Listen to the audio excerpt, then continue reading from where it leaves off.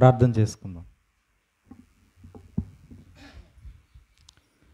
పరలోకమందున్న మా కన్న తండ్రి, గత కాలమంతా మీ రెక్కల చాటున మమ్మల్ని భద్రపరిచి తండ్రి ఆయుష్ను ఆరోగ్యమును మీ కృప కాపుదల మాకు ఇచ్చి కాపాడుతున్నందుకు మీకే కృతజ్ఞతాస్తుతులు చెల్లిస్తున్నాం. ఈరోజు మేమందరం కూడుకొని పాటల ద్వారా ప్రార్థన ద్వారా నిన్ను స్తుతించడానికి, నీ మాటలు ప్రకటించి వాటి ద్వారా నీకు మహిమ కీర్తి తేయడానికి మీరు మాకు ఇచ్చిన ఈ అవకాశాన్ని బట్టి సమయాన్ని బట్టి మీకే కృతజ్ఞతాస్తుతులు చెల్లిస్తున్నాం. చెప్పబడుతున్న ప్రతి మాట వారి హృదయములు ఫలింప చేయండి. వింటున్నవారు వాటిని గ్రహించి వాటి ప్రకారము నడుచుకునే వారుగా తమ జీవితాలు కట్టుకోవడానికి సహాయం దయచేయమని ప్రభువును రక్షకుడైన యేసు నామములో ఈ ప్రార్థన అడిగి వేడుకుంటున్నాం తండ్రి, ఆమెన్.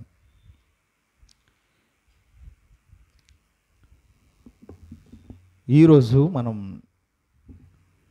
దేవుని గ్రంథంలోని అద్భుతమైన కొన్ని మాటలు మనం తెలుసుకుందాం. బైబిల్ అనేసరికి క్రైస్తవుల మత గ్రంథం లేదా యేసుక్రీస్తును విశ్వసించిన వారు మాత్రమే చదివే గ్రంథం, పఠించే గ్రంథం, అనుసరించే గ్రంథం అని ఈరోజు సమాజంలో ఉన్న ప్రతి ఒక్కరూ అనుకుంటున్నారు. ఈ సమస్త భూమి ఆకాశము అందులో ఉన్న సమస్తము దేవుడు సృష్టించిన, ఈ భూమి మీద సృష్టించిన ప్రతిదీ కొందరి కోసమా అందరి కోసమా? దేవుడు సృజించిన ఈ ప్రకృతి, ఈ సృష్టి మొత్తం ఎవరి కోసం అంటే అందరి కోసం దేవుడు పంచిపెట్టాడు.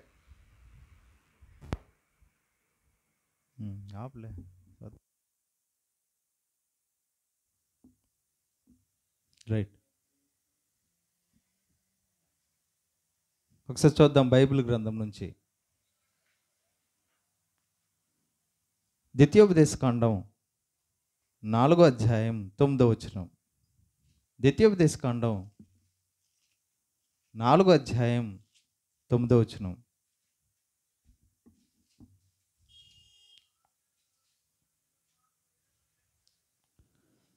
సూర్యచంద్ర నక్షత్రములైన 4వ అధ్యాయం ద్వితీయోపదేశకాండం 4వ అధ్యాయం 19వ వచనం. సూర్యచంద్ర నక్షత్రములైన ఆకాశ సైన్యమును చూచి మరుల కొల్పబడి నీ దేవుడైన యెహోవా సర్వాకాశము క్రిందనున్న సమస్త ప్రజల కొరకు పంచిపెట్టిన వాటికి. ఈ సమస్త సృష్టిని దేవుడు ఏం చేశాడంటే సమస్త మనుషులకు పంచిపెట్టాడు. ఏ దేవుడైతే సృష్టిని కలిగించి సమస్త జనులకు పంచిపెట్టాడో ఆయన మాటలు సమస్త జనులకు ఉపయోగపడతాయా లేదా కొందరికి ఉపయోగపడతాయా? ఇంకా ఈ సమస్త భూమి మీద ఉన్న మనుషులందరినీ ఎవరు సృష్టించారు? సమస్త జనులకు శరీర ఆత్మలను దయచేస్తుంది ఎవరు? చూడండి, అది కూడా మనం చూద్దాం.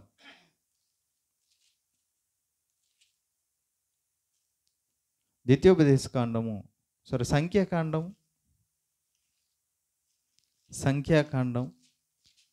16వ అధ్యాయము 22వ వచనం. సంఖ్యాకాండం 16వ అధ్యాయము 22వ వచనం. వారు సాగిలిపడి సమస్త శరీరాత్మలకు దేవుడవైన దేవా. దేవుడు ఎవరికి దేవుడు అంటే సమస్త శరీర ఆత్మలు కలిగిన ప్రతి ఒక్కరికి దేవుడు.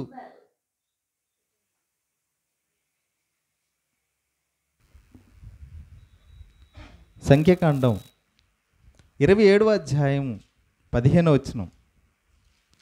సంఖ్యాకాండం 27వ అధ్యాయం 15వ వచనం. అప్పుడు మోషే యెహోవాతో ఇట్లనెను, యెహోవా సమస్త మానవుల ఆత్మలకు దేవా. దేవుడుకు కొందరికి దేవుడు కాదు, దేవుడు సమస్త మానవుల శరీర ఆత్మలకు దేవుడు. మరి ఆయన మాటలు కొంతమందికా సమస్త మనుషులకా? సమస్తాన్ని సృష్టించిన దేవుడు సమస్త జనులకు సమస్తాన్ని పంచిపెట్టాడు. సమస్త మనుషుల్ని సృష్టించింది ఆయనే.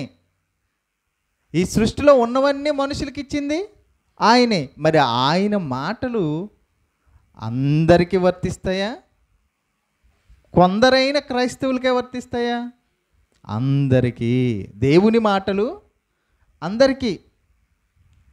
మరి దేవుని మాటలు అందరికీ అయితే మరి బైబిల్ని అందరూ చదువుతున్నారా? ఆయన సర్వసృష్టిలో ఇచ్చిన సమస్తాన్ని అనుభవించే మనిషి మరి ఆయన మాటలను ఎందుకు తీసుకోవడం లేదు? ఒక మతానికి సంబంధించిందిగా ఎందుకు చూస్తున్నాడు?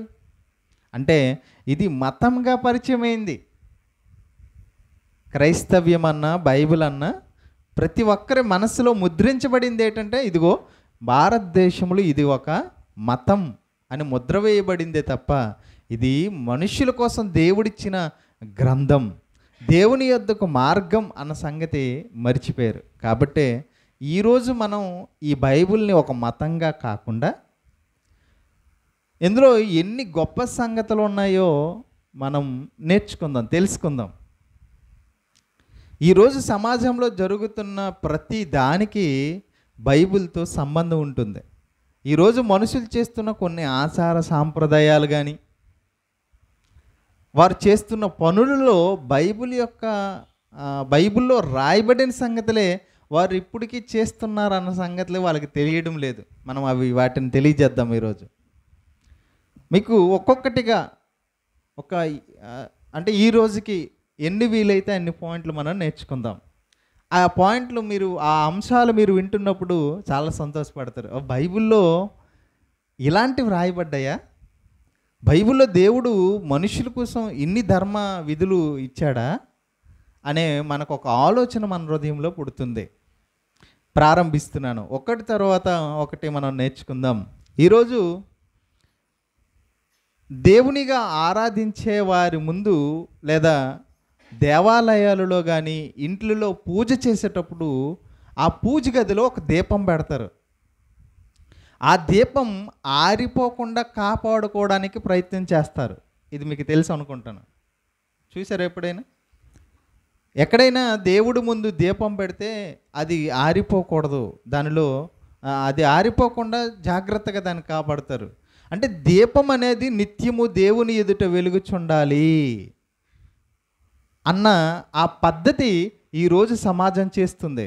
కానీ అది ఎప్పుడో బైబిల్ గ్రంథంలో ధర్మశాస్త్రంలో దేవుడు రాపించాడు. చూడండి, లేవియకాండము 24వ అధ్యాయము 2వ వచనం.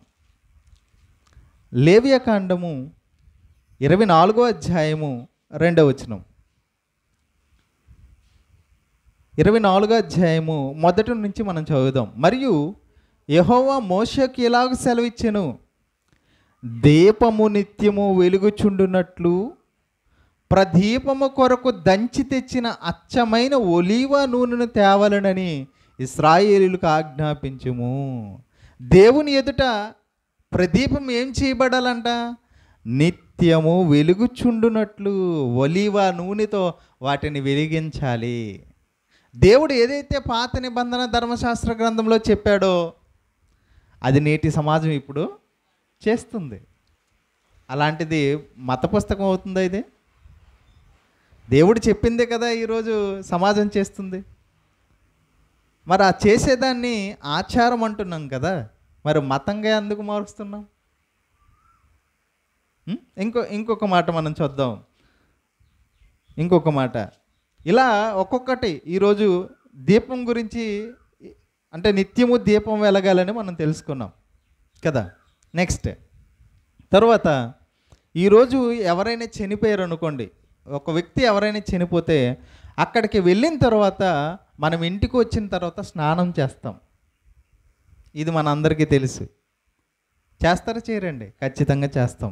ఈ స్నానం చేయాలి, అక్కడ చనిపోయిన శవం దగ్గరికి వెళ్ళి వస్తే స్నానం చేయాలి అనే ఈ ఆజ్ఞ ఎక్కడిది?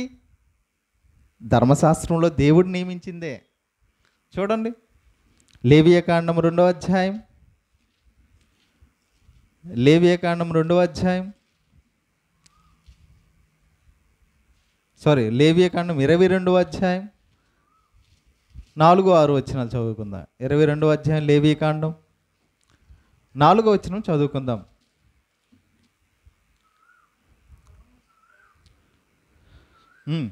అహరోను సంతానంలో ఒకని కుష్ఠైన స్రావమైన కలిగిన యెడల అటువాడు పవిత్రత పొందే వరకు ప్రతిష్ఠితమైన వాటిలో దేన్ని తినకూడదు. శవము వలని అపవిత్రత గల దేనినైనను ముట్టువాడు. 6వ వచనం, అతడు నీళ్లతో తన దేహము కడుక్కొను వరకు ఏం చేయాలంటే, శవాన్ని ముడితే ఏం చేయాలంట?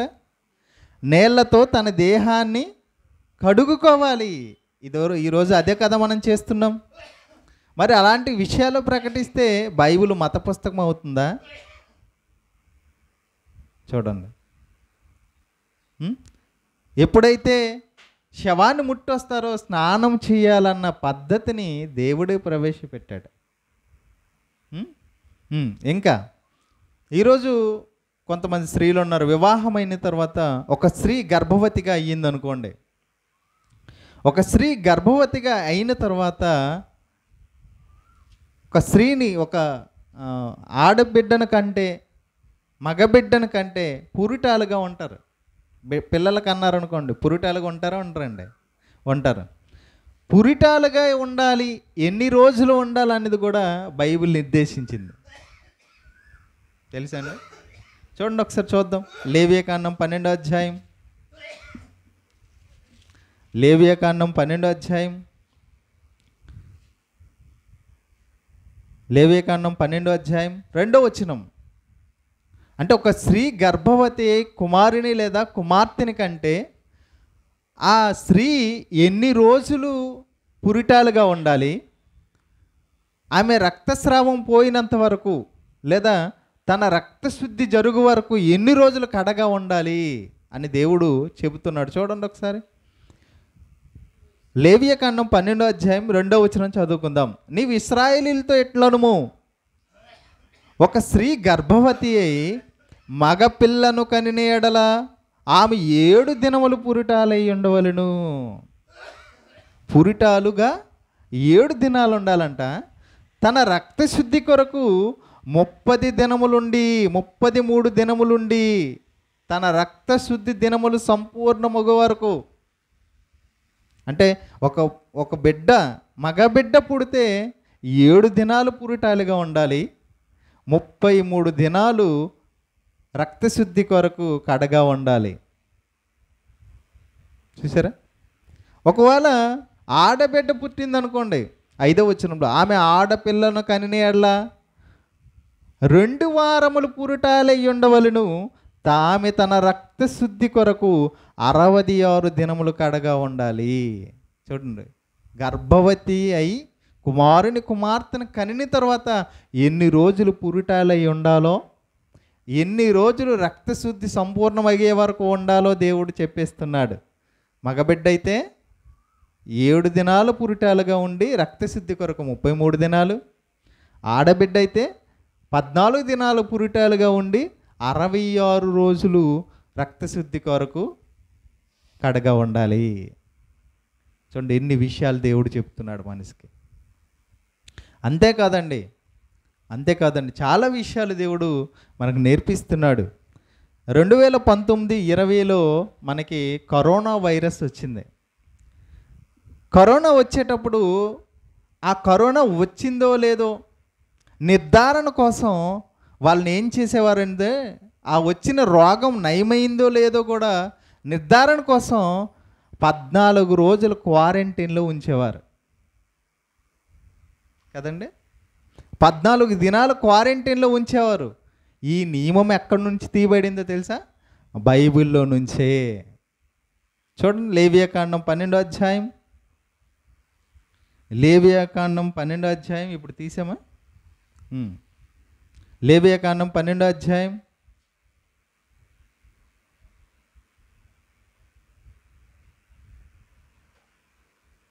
రైట్ 13వ అధ్యాయం. లేవియాకాండం 13వ అధ్యాయం 4వ వచనం 5వ వచనం చదువుదాం. నిగనగనాడు మచ్చ చర్మముల కంటే పల్లము కాక వాని దేహ చర్మమందు తెల్లగా కనబడిన ఎడ్లను, దాని వెంట్రుకలు తెల్లబారకున్న ఎడ్లను ఆ యాజకుడు 7 దినములు ఆ పొడగల వారిని కడగా ఉంచవలెను. మొట్టమొదటిగా ఎవరికైనా రోగ నిర్ధారణ జరగాలంటే మొదటిగా 7 దినాలు కడగా ఉంచాలంట. యాజకుడు వెళ్ళి తర్వాత 7 దినాల తర్వాత వెళ్ళి పరీక్షించాలి ఆ వ్యక్తిని. పరీక్షించిన తర్వాత 7వ నాడు యాజకుడు వారిని చూడవలెను. ఆ పొడ చర్మమందు వ్యాపించక అట్లే ఉండిన యెడల యాజకుడు మరి 7 దినములు వాడిని కడగా ఉండాలి. అంటే ఎన్ని రోజులు అయినాయి? 14 రోజులు. ఒక వ్యాధి వచ్చిన వాడికి అది తగ్గిందో లేదా నిర్ధారణ ఎన్ని రోజుల్లో చేయాలి? 14 రోజులు. అదే క్వారంటైన్. కరోనా వచ్చిందా, తగ్గిందా, ఉందా లేదా ఎన్ని రోజుల్లో నిర్ధారణ చేసేవారు? 14 రోజులు. కరోనా వచ్చిన వారిని ఎక్కడ ఉంచేవారు? ఇంట్లో కాదు, ఊర్లో కాదు, ఊరి బయట. అలాగే బైబిల్ చెప్తుంది చూడండి. ఇది ఎప్పుడు రాయబడింది? క్రీస్తు పూర్వమే 1500 సంవత్సరాల క్రితమే దేవుడు ఒక మనిషికి రోగం వస్తే నిర్ధారణ 14 రోజుల్లో చేయాలి. ఆ రోగం వచ్చిన వారిని ఊరి బయట వెలుపల ఉంచాలి. లేవియకాండం 13వ అధ్యాయం, లేవియకాండం 13వ అధ్యాయం 46వ వచనం. ఆ పొడవానికి కలిగిన దినములన్నీ వాడు అపవిత్రుడై ఉండును. వాడు అపవిత్రుడు గనుక ప్రత్యేకముగానే నివసింపవలను. వాని నివాసము పాలెమునకు వెలుపల ఉండవలను. ఎక్కడ ఉండాలి వాళ్ళు? రోగ నిర్ధారణ తగ్గిందా లేదా పరీక్ష చేయబడి పూర్తిగా నయమైన తర్వాత ఎన్ని రోజులకు పంపించాలి వాళ్ళని? 14. దాన్నే ఈరోజు కరోనా టైంలో క్వారంటైన్గా ఉపయోగించారు. అంటే వైద్యానికి కూడా, వైద్య నిర్ధారణకు కూడా బైబిల్ సమాధానం ఇస్తుంది. ఎంత అద్భుతం అండి! ఇలాంటి విషయాలు మనం ఎక్కడో వెళ్ళి పుస్తకాల్లో చదవవసరం లేదు. బైబిల్ చదివితే అర్థమైపోతుంది. ఈరోజు సమాజంలో ఉన్నవారికి, చదువుకున్న వారికి ఉద్యోగం సంపాదించాలంటే ఎంత వయస్సు ఉండాలి, ఎంత వయస్సు నుంచి ఉద్యోగం ప్రారంభించాలి, ఎంత వయస్సులో ముగించాలో కూడా బైబిల్ చెబుతుంది. ఉద్యోగ ప్రారంభం, ఉద్యోగ విరమణ, దాన్ని మనం రిటైర్మెంట్ అంటారు చూడండి. మా సార్ రిటైర్మెంట్ అయిపోయారండి. ఏదైనా ఉద్యోగంలో నుంచి తొలగిస్తారు. ఎంత వయసులో? బైబిల్ చెప్తాను చూడండి. సంఖ్యాకాండం 3వ అధ్యాయం, సంఖ్యాకాండం 3వ అధ్యాయం 8వ అధ్యాయం 24-25 వచనాలు. సంఖ్యాకాండం 8వ అధ్యాయం 24-25 వచనాలు చదువుకుందాం. 25 ఏండ్లు మొదలుకొని పై ప్రాయము గల ప్రతివాడును ప్రత్యక్షపు గుడారం యొక్క సేవలో పనిచేయుటకు రావలెను. ఎన్ని సంవత్సరాలకు సేవ? ఈరోజు జాబులకు వెళ్ళే వారికి 20-25 సంవత్సరాలు వచ్చేసరికి ఉద్యోగంలో చేర్చబడుతున్నారు. ఎప్పటికీ రిటైర్మెంట్ ఇవ్వాలో చెప్తున్నాడు దేవుడు చూడండి. 25వ వచనం. అయితే 50 ఏండ్ల వయస్సు పొందిన పిమ్మట వారు ఆ పని మాని ఊరకుండవలెను. ఎన్ని సంవత్సరాలకి? 50 సంవత్సరాలు వచ్చేసరికి ఏ ఉద్యోగంలో చేరాడో ఆ ఉద్యోగం నుంచి రిటైర్మెంట్ ఇవ్వాలని బైబిల్ ప్రకటిస్తుంది. అంత అద్భుతం అండి. ఒకవేళ అలా ప్రకటించలేదు అనుకోండి, ఈరోజు చట్టంలో ఉన్నవే కదా, అలా ప్రకటించకపోతే వయస్సు అయిపోతున్నా కూడా పని చేయగలరా మనుషులు? చూడండి, ఏ వయస్సు వరకు వారి బలం ఉంటుందో కూడా దేవుడు చెప్పేశాడు. అర్థమవుతుందా? ఇలాంటి విషయాలు దేవుడు ఎన్నో చెబుతున్నాడు బైబిల్ గ్రంథంలో. ఎన్నో ఇవన్నీ ఈరోజు సమాజంలో ఉన్నాయా లేవా? ఉన్నాయండి, ఖచ్చితంగా ఉన్నాయి. అంతేకాదండి పెద్దలు వచ్చేటప్పుడు, వృద్ధాప్యంలో ఉన్నవారు వచ్చేటప్పుడు పిల్లలు ఎలా ప్రవర్తించాలో కూడా దేవుడు ఒక మంచి మాట రాపిస్తున్నాడు చూడండి. లేవియకాండం 19వ అధ్యాయం,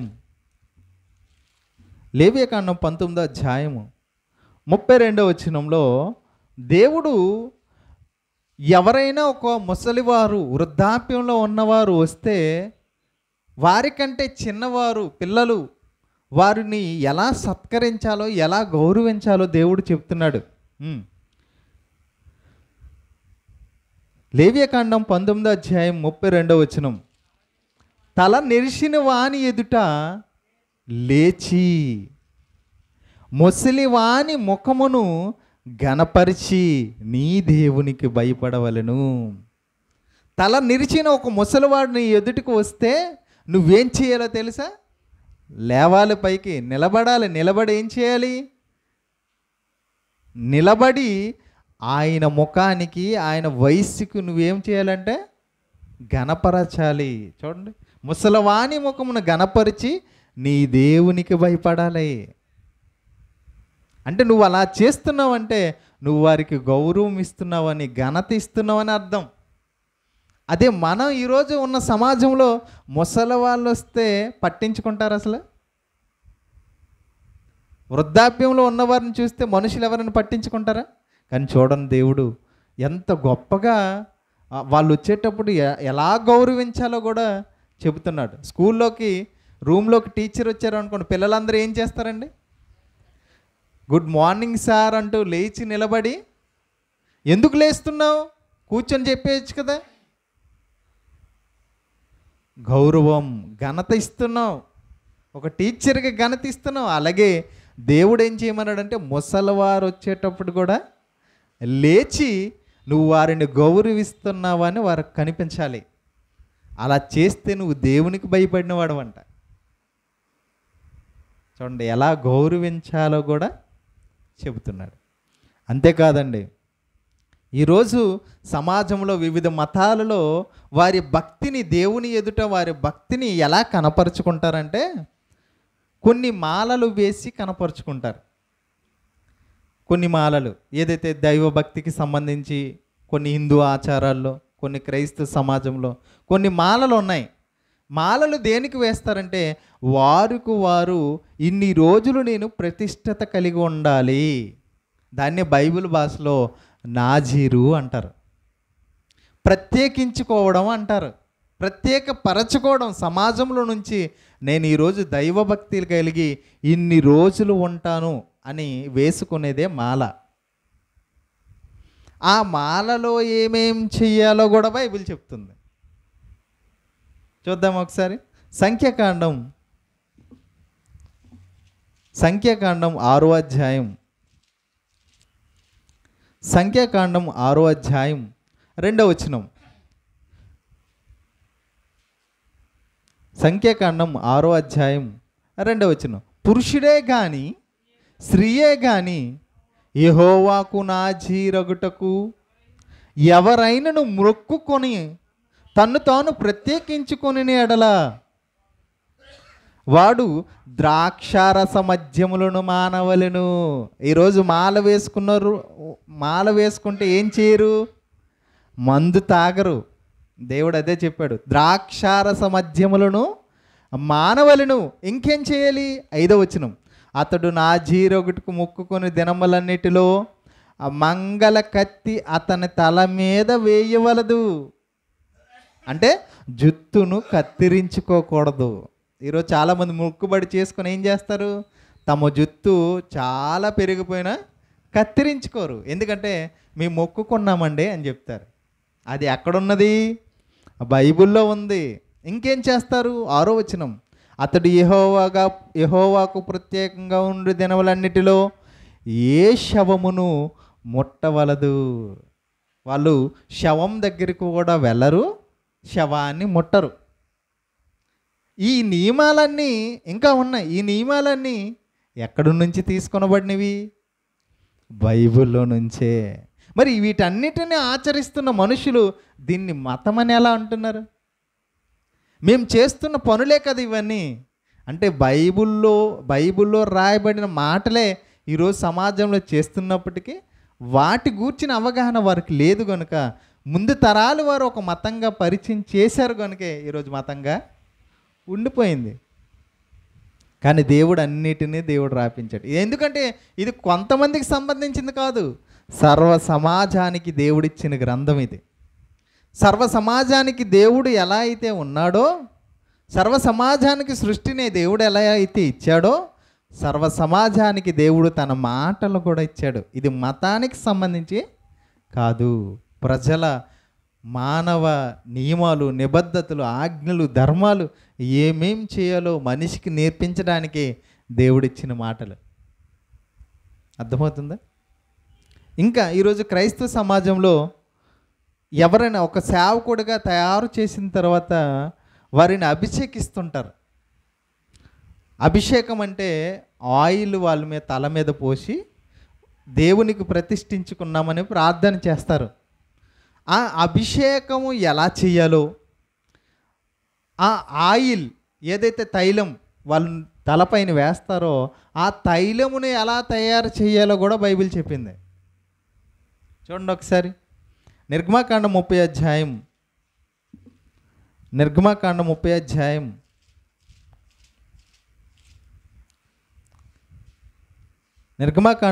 అధ్యాయం 23వ వచనం చదువుకుందాం. నిర్గమాకాండం 30 అధ్యాయం 24 నుంచి చదువుకుందాం. నిర్గమకాండం 30 అధ్యాయం 24వ వచనం. అంటే అభిషేకం చెయ్యాలా, ఒక సేవకుడిగా అభిషేకించాలి అంటే ఎటువంటి తైలాన్ని ఉపయోగించాలో కూడా దేవుడు మోషే గారికి చెప్తున్నాడు. ఆనాటి కాలంలో ధర్మశాస్త్ర గ్రంథంలో సేవకులను కానీ లేదా రాజులను కానీ అభిషేకించేటప్పుడు ఎటువంటి తైలం వాడాలో దేవుడు చెప్తున్నాడు.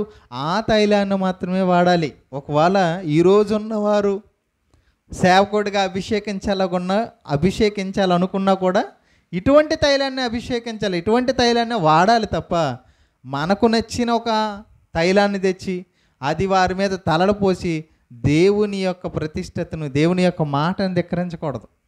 చూడండి నిర్గమాకాండం 30 అధ్యాయం 24వ వచనంలో నిమ్మగడ్డ నూనె 250 తులముల ఎత్తును, లవంగి పట్ట 500 తులములను, ఒలీవ నూనె సంభారమును 3 పళ్ళను తీసుకొని వాటిని ప్రతిష్టాభిషేక తైలము అనగా సుగంధ ద్రవ్య మేలకుని పని అయిన పరిమళ సంభారమును చేయవలెను, అది ప్రతిష్ఠితాభిషేక తైలమగును.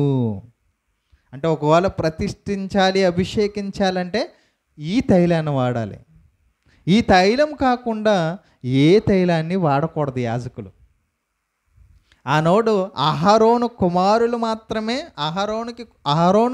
కుమారులకు మాత్రమే వీటిని అభిషేకించేవారు యాజకులుగా. మరి ఎవరిని అభిషేకించేవారు కాదు. ఏ నరుని మీద దీన్ని పొయ్యకూడదు అని 32వ వచనంలో రాయబడింది. యాజకుడిగా ఒకవేళ అభిషేక తైలం ద్వారా నువ్వు అభిషేకించాలంటే అది యాజకుడు కుమారుడైన అహరోను కుమారులకు మాత్రమే అభిషేకించాలి. ఒకవేళ పాత నిబంధన గ్రంథం ప్రకారం చేయాలనుకుంటే వేరెవరికి చేయకూడదు. కానీ ఈరోజు క్రైస్తవులుగా సమాజంలో ఉన్నవారు ఎవరినైనా మళ్ళీ కొత్త నిబంధనలో సేవకుడు అవుతున్నారు, మళ్ళీ పాత నిబంధన నియమాలను పాటిస్తున్నారు. నువ్వు క్రొత్త నిబంధనలో దేవుడు ఎలా అభిషేకిస్తున్నాడు? తన పరిశుద్ధాత్మ ద్వారా సేవకులుగా, సంఘంగా ప్రతి ఒక్కరిని దేవుడు అభిషేకిస్తున్నాడు. మళ్ళీ పాత నిబంధనలో ఉన్న ఈ తైలాభిషేకం చేయాల్సిన అవసరం లేదు. ఒకవేళ చేయాలనుకున్నావా అయితే ఈ అభిషేకం వాడాలి, ఈ తైలం తయారు చేసుకోవాలి. అర్థమవుతుందా? ఇలా దేవుడు ప్రతిదాన్ని మనిషికి అర్థమైన విధంగా ఎన్నో విషయాలు మనకి దేవుడు రాపించాడు. మరి ఇటువంటి దేవుని మాటలు ప్రతి దినం మనం వింటున్నప్పుడు, ఆ మాటలు చెవులారా విని గ్రహిస్తున్నప్పుడు, మరి వాటిని మనం పక్కన పెడితే, మనం తృణీకరిస్తే, మనమనే కాదండి, సంఘంలో ఉన్న మనమే కాదు, సమాజంలో ఎవరైనా ఈ దేవుని మాటలు పక్కన పెట్టి దేవుణ్ణి తృణీకరిస్తే వారి జీవితం ఎలా ఉంటుంది? దేవుని మాటలు దేవుని మాటలుగా కాకుండా ఒక మత సంబంధమైన మాటలుగా తీసుకొని పక్కన పెడుతున్నామా? అయితే దేవుడు అటువంటి వారికి ఉద్దేశించి చెబుతున్న మాటలు చూడండి. లేవియాకాండం 26వ అధ్యాయం, లేవియాకాండం 26వ అధ్యాయం 16వ వచనం. లేవియాకాండం 26వ అధ్యాయం 16వ వచనం. నేను మీకు చేయునుదేమనగా మీ కన్నులకును 14 నుంచి చదువుదాం. లేవియాకాండం 26 అధ్యాయం 14 మీరు నా మాట వినక నా ఆజ్ఞలన్నిటినీ అనుసరింపక నా కట్టడలను నిరాకరించిన ఎడలను, నా ఆజ్ఞలన్నిటిని అనుసరింపక నా నిబంధనలు మీరున్నట్లు మీరు నా తీర్పుల విషయమై అసహించుకునే ఎడలను నేను మీకు చేయనిదేమనగా మీ కన్నులను క్షీణింపచేయునట్టు, ప్రాణమును ఆయాసపరచునట్టు, తాపజ్వరమును క్షయ రోగమును మీ మీదకు రప్పించెదను. దేవుని మాటలు పక్కన పెట్టి బ్రతుకుతున్న మనిషికి దేవుడు ఏం చెప్తున్నాడో తెలుసా? ఒకవేళ నా మాటలు పక్కన పెట్టావా, నా మాటలను వినట్లేదా, నా మాటలను అంగీకరించక తృణీకరిస్తున్నావా, ఇది దేవుని మాటలు కాదు, వ్యక్తుల మాటలు, ఇది వారికి సంబంధించిందని వదిలేస్తామా? అయితే వదిలేస్తే ఎటువంటి జ్వరం వస్తుందంట? తాప జ్వరం వస్తుందంట, క్షయ రోగం వస్తుందంట. ఇలా వచ్చేటప్పుడు ఏం జరుగుతుంది? నీ కన్నులు క్షీణిస్తాయి. ఎందుకమ్మా కళ్ళు అలా ఉన్నాయి? రోగం వచ్చింది. నీ ప్రాణం ఎందుకు నీరసంగా ఉంది? నీ దేహం ఎందుకు నీరసంగా కనిపిస్తుంది? జ్వరం వచ్చింది నాయన. ఇది ఎందుకు వస్తుంది? నువ్వు దేవుని మాటలు పక్కన పెడుతున్నావు కాబట్టి. మరి దేవుని మాటలు మనం ఎందుకు వినాలి? దేవుని మాటలు పక్కన పెట్టాం సరే, అసలు దేవుని మాటలు ఎందుకు వినాలి? వింటే ఏం జరుగుతుంది తెలియాలి మనకి కదా. ఒకసారి చూద్దాం దేవుని మాటలు ఎందుకు వినాలో. దేవుడు చెప్తున్నాడు ద్వితీయోపదేశకాండం. దేవుని మాటలు ఎందుకు వినాలి? వినకపోతే ఎలా ఉంటుందని మనకు తెలిసింది. దేవుని మాటలు ఎందుకు వినాలి? ద్వితీయోపదేశకం 12వ అధ్యాయం, ద్వితీయోపదేశకాండం 12వ అధ్యాయం 10వ అధ్యాయం 12వ వచనం. ద్వితీయోపదేశకాండం 10వ అధ్యాయం 12, 13 వచనాలు చదువుదాం. కాబట్టి ఇశ్రాయేలు నీ దేవుడైన యెహోవాకు భయపడి ఆయన మార్గములన్నిటిలో నడుచుచు ఆయనను ప్రేమించి నీ దేవుడైన యెహోవాను నీ పూర్ణ మనస్సుతోనూ నీ పూర్ణ ఆత్మతోనూ సేవించి నీ మేలు కొరకు దేవుని ఆజ్ఞలు ఎందుకు పాటించాలంటే నీ మేలు కొరకు నేడు నేను నీకు ఆజ్ఞాపించి యెహోవా ఆజ్ఞలను కట్టడలను అనుసరించి నడుచుకుందున్న మాట కాక నీ దేవుడైన యెహోవా నిన్ను మరి ఏమడుగుచున్నాడు? దేవుడు ఇంకేం అడగట్లేదంట, ఆయన మాటల ప్రకారం మనం బ్రతకాలని కోరుకుంటున్నాడంట. అది కూడా ఎందుకు? నీకు మేలు జరగాలని, తనకేదో వస్తుందని కాదు, నీ మేలు కోరి దేవుడు తన ఆజ్ఞలు పాటించమన్నాడు. అంటే బైబిల్ గ్రంథంలో దేవుని మాటలు చెప్పబడుతున్న ప్రతి మాట మనం ఏం చేయాలి? పాటిస్తే ఎవరికి మేలు? మనకు మేలు. ఎందుకు దేవుని మాటలు తృణీకరించకూడదు? మనకు మేలుకు జరగడానికి. ఈ భూమి మీద మేలే జరుగుతుంది, మరణం తరువాత మేలే జరుగుతుంది దేవుని మాటలు వింటే. ఇంత అద్భుతమైన మాటలు ఎవరండి మనకి ఇస్తున్నారు? దేవుడండి. సర్వ సమాజానికి ఇవి ఉపయోగపడేవా కాదా? మీరు రాగి వాడతారా ఇంట్లో? రాగి వస్తువులు ఉంటాయి కదా. ఈ రాగి ఎక్కడ నుంచి తయారు చేయబడుతుందో కూడా బైబిల్ చెప్పింది. ప్రతిదీ బంగారము వెండి ఎక్కడ దొరుకుతుందో, యోబు గ్రంథం 28వ అధ్యాయంలో బంగారము వెండి భూమి లోపల భాగం ఉంటుందని దేవుడు చెప్పాడు. అలాగే రాగి ఎక్కడ దొరుకుతుందో, దేని నుంచి తయారు చేయబడుతుందో కూడా దేవుడు చెప్తున్నాడు. చూడండి ద్వితీయోపదేశకాండం 8వ అధ్యాయం 9వ వచనం. ద్వితీయోపదేశకాండం 8వ అధ్యాయం 9వ వచనం. కరువు అనుకొనకుండా నీవు ఆహారం తిని దేశము, అందులో నీకు ఏ లోపం ఉండదు, అది ఇనుపు రాళ్ళ గల దేశము, దాని కొండలలో నీవు రాగి త్రవ్వి తీయవచ్చును. దాని కొండలలో నీవు రాగి త్రవ్వి తీయవచ్చును. అంటే రాగి ఎక్కడి నుంచి వస్తుంది? కొండల్లోని రాళ్ళలో నుండి రాగి వస్తుంది. ఎవరు చెప్పారు ఇది? మనం పరిశీలన చేసి కొండలను త్రవ్వి చెబుతున్నామా? లేదు. దేవుని మాటలు విని దేవుని మాటలు చదివితే రాగి ఎక్కడ దొరుకుతుందో కూడా తెలిసిపోతుంది. ఎందుకు అంటే దేవుడే సమస్తాన్ని సృజించాడు కదా, ఆయనకి ఎక్కడ ఏముందన్న సంగతి దేవునికి తెలుసు. కాబట్టి మనకు అవన్నీ తెలియజేస్తున్నాడు. ఈరోజు ఈ భూమి మీద బ్రతుకుతున్న మనుషులు అంతరిక్షంలో వెతుకుతున్నారు జీవులు ఉన్నాయని. మనుషులు అక్కడ కూడా నివసిస్తున్నారు, అక్కడ కూడా వారు కూడా ఉన్నారు. మనం ఒకవేళ ఈ భూమి అంతమైపోతే ఈ లోకాన్ని విడిచిపెట్టి ఈ భూగ్రహాన్ని విడిచిపెట్టి మరొక 8 గ్రహాలు ఉన్నాయి, ఆ గ్రహాల్లో వెళ్ళి మనం నివాసం చేయొచ్చు. మనం అక్కడికి వెళ్ళిపోదాం, జీవరాశులు అక్కడ కూడా ఉన్నాయి, మనలాంటి మనుషులు అక్కడ కూడా ఉన్నారు అని చెబుతున్నారు. కానీ మనిషి పరిశోధన చేసి చెప్పాలేమో, వారు చెప్పేది రైట్ అవ్వచ్చు, రాంగ్ అవ్వచ్చు, కానీ మనుషులు ఎక్కడ ఉన్నారో ఎక్కడ జీవించాలో సృష్టించిన సృష్టికర్త అయిన దేవుడే చెప్పగలడు.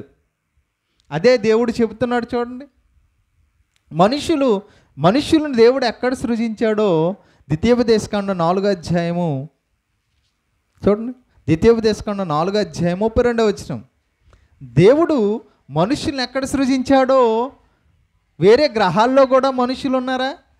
ఈ భూమి మీద మాత్రమే మనుషులు ఉన్నారా? ఎవరు చెప్పగలరు? వారిని సృష్టించిన దేవుడు మాత్రమే చెప్పగలడు. దేవుడు చెప్తున్నాడు చూడండి, ద్వితీయోపదేశకాండం 4వ అధ్యాయం 32వ వచనం. దేవుడు భూమి మీద నరుని సృజించి, దేవుడు ఎక్కడ సృజించాడు మనిషిని? భూమి మీద మాత్రమే నరులు ఉన్నారా తప్ప ఏ గ్రహం మీదకి వెళ్ళినా మనుష్యులు కానీ జీవులు కానీ ఉండవు. సమస్త జీవరాశులు, మనుషులు, సమస్త శరీరాత్మలు గల మనుషులందరూ దేవుడు ఈ భూమి మీద సృష్టించాడు. ఈ భూమి మీద వారికి కావలసినవన్నీ ఉన్నాయి. మరొక గ్రహాల మీద, మరొక లోకములో ఎక్కడ లేవు, మరొక గ్రహాల మీద లేవు, గ్రహాంతర జీవులే లేవు. క్లియర్గా దేవుడు చెప్తున్నాడు చూడండి. మనం ఎక్కడుండి వీటన్నిటిని తెలుసుకుంటున్నాం. మరి ఇలాంటి మంచి దేవుని మాటలు మనం ఏం చేయాలి? వింటే సరిపోతుందా? చదివితే సరిపోతుందా? చూడండి, ద్వితీయోపదేశకాండం 5వ అధ్యాయం 2వ వచనం. ద్వితీయోపదేశకాండం 5వ అధ్యాయం 1వ వచనం నుంచి చదువుదాం. మోషే ఇశ్రాయేలునందరినీ పిలిపించేట్లైన ఇశ్రాయేలు వారులారా, నేను మీ వినికిడిలో నేను చెప్పుచున్న కట్టడలను విధులను విని వాటిని నేర్చుకొని వాటిని అనుసరించి నడువుడి. దేవుని మాటలు ఏం చేయాలి? వినాలి, నేర్చుకోవాలి, అనుసరించాలి, దాని ప్రకారం నడుచుకోవాలి. అందుకోసం ఈ దేవుడు ఈ మాటల్ని సర్వ సమాజానికి, ఈ భూమి మీద ఉన్న ప్రతి మనిషికి దేవుడిచ్చాడు ఈ మాటలు. పరలోకంలో ఉన్న దేవుడు తాను మనుషులకి ఏది చెప్పాలనుకుంటున్నాడో అదంతా చెప్పాడు. అదే ఈ బైబిల్ గ్రంథం. దేవుడు మళ్ళీ నీకు ప్రత్యక్షంగా కనబడి, ప్రతి ఒక్కరికి కనబడి దేవుడు చెప్పాల్సిన అవసరం మళ్ళీ లేదు. రాయబడిన మాటలను, ఆ సంగతులను మనం చదివి విని నేర్చుకొని అనుసరించి నడుచుకోవాలి. అలా ఎప్పుడైతే మనం జీవిస్తామో ఆ దేవుడు ఉన్న లోకానికి చేరుకుంటాం. అర్థమవుతుందా? పాఠం అర్థమైందా? బైబిల్ మత పుస్తకమా? ఈరోజు సమాజంలో ఉన్న వాటిని చెప్పిన మహాజ్ఞాన గ్రంథమా? మహాజ్ఞానం అండి, దేవుని జ్ఞానం ఇది. మనుష్యుల జ్ఞానం కాదు. మనుష్యుల జ్ఞానం అయితే ఒక పుస్తకాన్ని ఎన్ని రోజులు చదువుతావు? ఆ పుస్తకం అయిపోయిన వెంటనే పక్కన పడేస్తాం. కానీ ఈరోజు ప్రపంచం అంతా ఎన్నో వేల కోట్ల సంవత్సరాలు చదువుతూనే ఉంది, వేల సంవత్సరాలు చదువుతూనే ఉంది. ఒక్కొక్కరైతే 100 సార్లు 200 సార్లు ఈ బైబిల్ చదువుతున్నారు. రోజుకి కొన్ని గంటలు ఈ బైబిల్ చదువుతున్నారు. ఒక మనిషి జ్ఞానం అయితే ఎంతసేపు చదవరు. ఒక పుస్తకాన్ని చదివి పక్కన పడేస్తాం, మనం మళ్ళీ చదువుతామా? కానీ దేవుని మాటలు కనుకనే ఈరోజు సమాజం ఇందులో ఎన్నో మాటలు నేర్చుకుంటుంది. ఎంతోమంది ఎన్నో సమయాలు, ఎన్నో గంటల సేపు వెచ్చించి ఈ మాటలు చదవగలుగుతున్నారు. ఇది దేవుని మాట, క్రైస్తవ మతానికి సంబంధించిన మాటలు కానే కాదు. దేవుని మాటల్లో జీవం ఉంది కనుకనే ఈ మాటలు చదువుతున్నప్పుడు ఇంకా చదవాలి, ఇంకా చదవాలి, ఇంకా తెలుసుకోవాలి దేవుని మాటలు అనే ఆలోచన మనలో పుడుతుంది. అంత గొప్పది ఈ గ్రంథం. కాబట్టి ఇది ఒక మత గ్రంథంగా కాకుండా దేవుని మాటలుగా మనం సేకరించి చెప్పబడుతున్న ప్రతి మాట దేవుని మాటగా తీసుకుంటే మన హృదయాలు, మన జీవితాలు, మన ఆత్మలు బాగుపడతాయి. ఈ భూమి మీద ఎలా బ్రతికితే ఆ కన్న తండ్రి అయిన దేవుని దగ్గరికి చేరుకోగలమని తెలుసుకుంటాం. కాబట్టి అలా తీసుకొని ఈ మాటలు మనము ధ్యానిద్దాం. ఓకేనా? ప్రార్థన చేసుకుందాం.